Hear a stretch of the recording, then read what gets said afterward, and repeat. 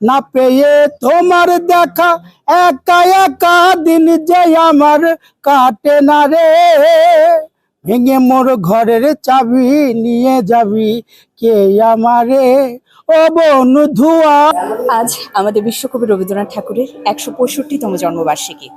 এই উপলক্ষে আমরা সকলে সমবেত হয়েছি আমাদের প্রাণের প্রতিসরে, যেখানে প্রতিসরে দেবেন্দ্র মঞ্চে চলছে সাংস্কৃতিক অনুষ্ঠান, আলোচনা সভা এবং মনোমুগ্ধকর পরিবেশনা। আজকের এই দিনে আমরা সকলে মিলন মেলায় পরিণত হয়েছে আমাদের আজকের এই প্রতিসর।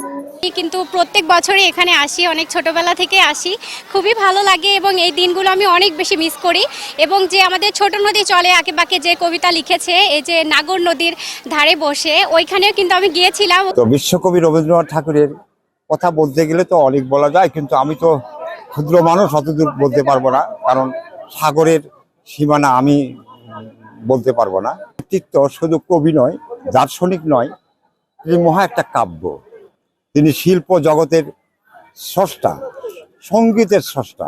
আমরা খুবই আনন্দিত এবং গর্বিত যে বিশ্ব কবি রবীন্দ্রনাথ ঠাকুরের একটা স্মৃতিময় জায়গায় আমরা আসতে পারছি। এই জন্যে